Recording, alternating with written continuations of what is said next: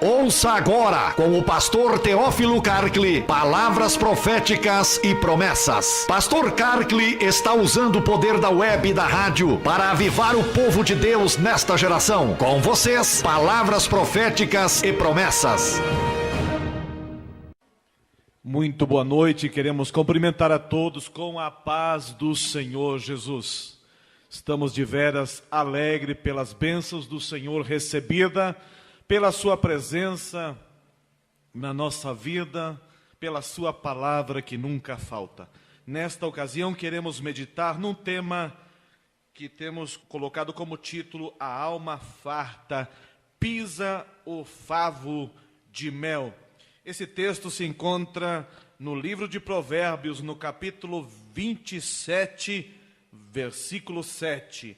A alma farta pisa o favo de mel, mas para a alma faminta todo amargo é doce. Quero ler novamente. A alma farta pisa o favo de mel, mas para a alma faminta todo amargo é doce. Meus amados irmãos e amigos, a palavra de Deus, ela é como alimento, ela é como pão, ela é como leite, ela é como mel. E houve 4 personagens bíblicos que comeram a palavra, não de uma maneira física, mas de uma maneira figurativa. O primeiro exemplo encontramos no livro de Jeremias, no capítulo 15, versículo 16.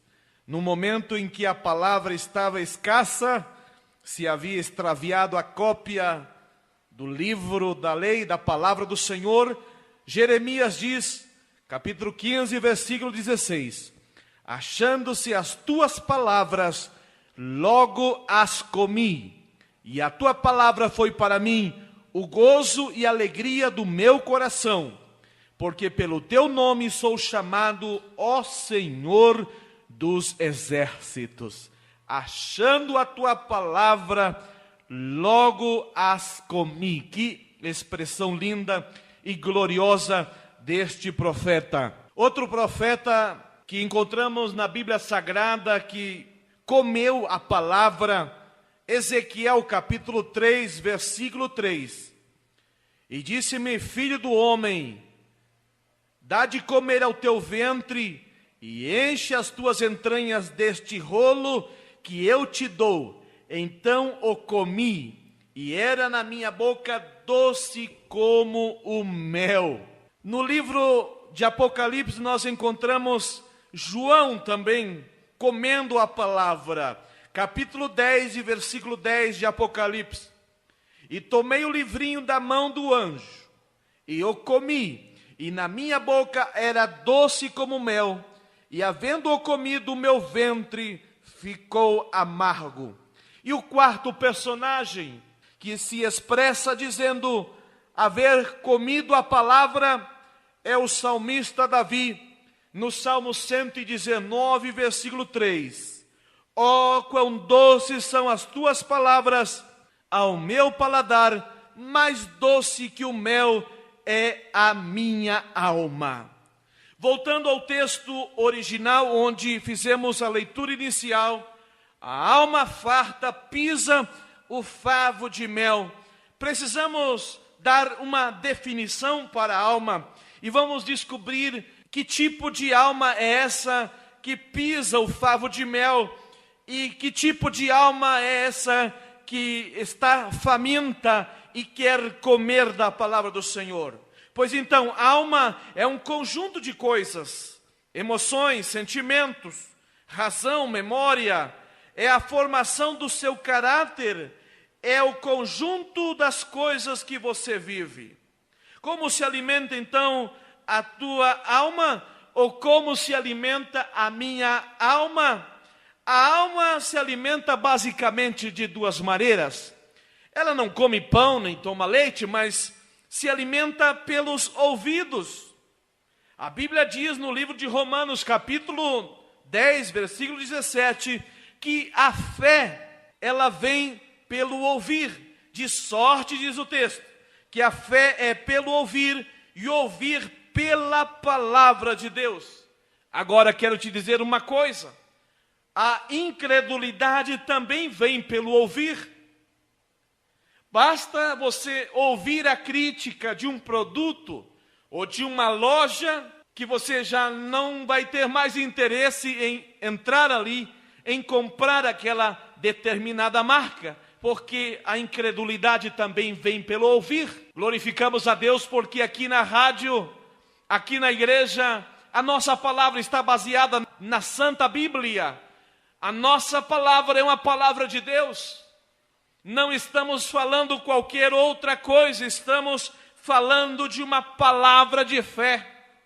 Estamos falando nessa noite para almas que estão famintas. E estamos falando também, corrigindo almas que estão fartas e que estão pisando a doçura da palavra de Deus. Agora é o seguinte: se na igreja onde você se congrega, naquele culto que você participa, esse culto, essa igreja, esse ministério, essa pregação tem que ter mel. É um ingrediente essencial para um culto. Quando eu busco na Bíblia aquelas igrejas que Paulo fundou o ministério e instruiu elas por cartas durante a sua ausência e esteve visitando ela nas suas viagens missionárias, em 1 de Coríntios nós encontramos a igreja de Corinto. Como era a igreja de Corinto? Como era participar da igreja de Corinto? O culto da igreja de Corinto era assim. 1 de Coríntios 14, 26. Que farei, pois, irmãos, quando vos ajuntais, cada um de vós tem salmo, tem doutrina, tem revelação, tem língua, tem interpretação. Faça-se tudo para edificação. Uma igreja, um culto, uma pregação, um ministério não pode ser apenas revelação. Não pode ser apenas para tratar de problemas e apenas para tratar das enfermidades. As enfermidades são curadas pelo Senhor. Você pode estar num culto de adoração e o Senhor pode estar curando. Você pode estar num culto de ensinamento da palavra e o Senhor, pela sua bondade e misericórdia, estará curando as pessoas que estão ali enfermas. Você gosta dessa igreja? Essa igreja que colocamos como modelo, a igreja de Corinto? Tem salmo? Tem. Tem doutrina? Tem. Tem revelação? Tem. Tem língua? Tem. Tem interpretação? Tem. Nosso culto também tem que ser um culto racional. Racional significa que passa pela nossa razão, que seja entendível. Romanos capítulo 12, versículo 1 diz: rogo-vos, pois, irmãos, pela compaixão de Deus, que apresenteis os vossos corpos em sacrifício vivo, santo e agradável a Deus, que é o vosso culto racional. E o culto racional não é para eu e para você que já tem 10 anos de convertido, 10 anos de igreja, mas para aquele que vem pela primeira vez, ele precisa entender, porque diz a Bíblia em 1 de Coríntios capítulo 14, versículo 16, tem pessoas nos nossos cultos que estão ocupando o lugar de um simples ouvinte. Nosso culto simples ouvinte tem que dizer amém ao entender o que ouviu. De outra maneira, se tu bendizes com o Espírito, como dirá o que ocupa o lugar de indouto ou de simples ouvinte o amém? Sobre a tua ação de graça, visto que não sabe o que dizes? Falo em línguas e sou um defensor das línguas e gosto de chamar não de línguas estranhas, mas de novas línguas. Mas temos que equilibrar, temos que falar em português nitidamente para que a palavra seja entendida. Não podemos aceitar como mel o que não tem nada de mel. A Bíblia diz em 1 de João 4:1, amados, não creeis a todo o espírito, mas provai se os espíritos são de Deus, porque já muitos falsos profetas se têm levantado no mundo. Tem que saber equilibrar as coisas. Sempre que vejo alguém falando que ora 2 horas por dia, me dá uma sensação de jactância. É igual que aquele fariseu: jejuo 2 vezes da semana, dou o dízimo de tudo que ganho, levanto todo dia às 4 da manhã. Eu também levanto, mas tem que ter uma necessidade muito grande. Eu também jejuo, mas jejuo quando há um motivo específico. Porque quando não preciso jejuar, não preciso levantar de madrugada, eu durmo até 7, 7:30, 8 da manhã. Entendendo que o sono também é uma dádiva de Deus e que Deus dá o sono aos seus amados. Quero te mostrar os sintomas de uma alma farta. Quem sabe você conhece assim?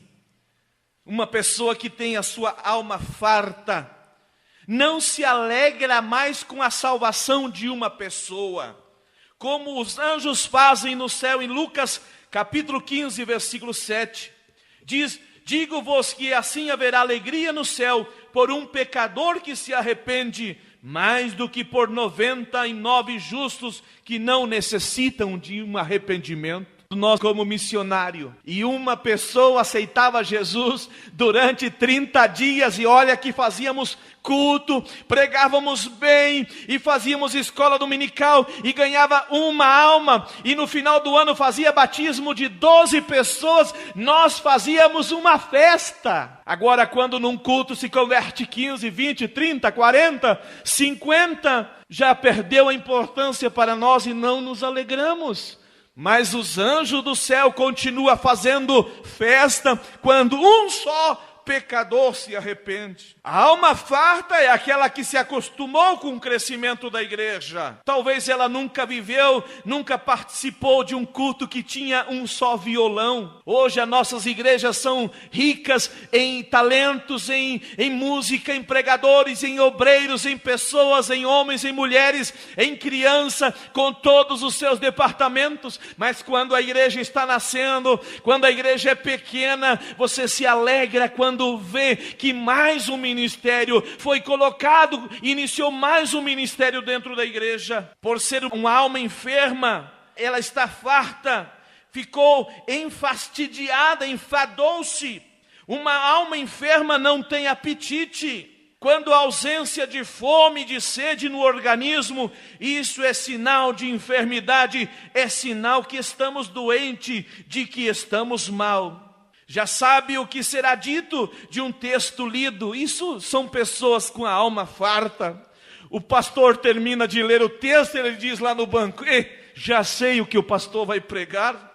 Não coloca a sua melhor atenção para receber a palavra. É um tipo da igreja de Laodiceia. Laodiceia se jactava dizendo: sou rico e estou enriquecido e nada tenho falta. E Jesus disse para Laodiceia: e não sabes que é um desgraçado, e miserável, e pobre, e cego e nu. Uma alma farta gera um espírito pesado, desanimado, sempre tendendo a desabar. Mas eu quero, para finalizar, mostrar o que é uma alma faminta. A alma faminta tem fome e sede de justiça, como diz Mateus 5 e 6. Bem-aventurados que têm fome e sede de justiça, porque serão fartos. Uma alma faminta se alegra nos mínimos detalhes, porque cada detalhe ela glorifica ao Senhor espontaneamente. A alma faminta, pequenos milagres são milagres. Uma vez eu ouvi um pregador pedindo uma definição de milagre, e ele mesmo acabou definindo, e ele disse: milagre é milagre. A definição de milagre é milagre mesmo. Não precisa vir um anjo do céu e fazer uma grande obra. Apenas uma palavra, apenas um toque, apenas um cântico. A alma que não está farta, ela se alegra, desfruta, recebe, guarda e valoriza. A alma faminta, então, ela faz igual que nós encontramos no Salmo 42, versículo 2. A minha alma tem sede de Deus, do Deus vivo. Quando poderei entrar para apresentar-me a Deus? A fome e sede por Deus levavam os salmistas a se perguntarem: quando poderei entrar para apresentar-me a Deus? Para os que têm fome e sede de Deus, não dá tempo nem de esperar o próximo culto e a próxima reunião.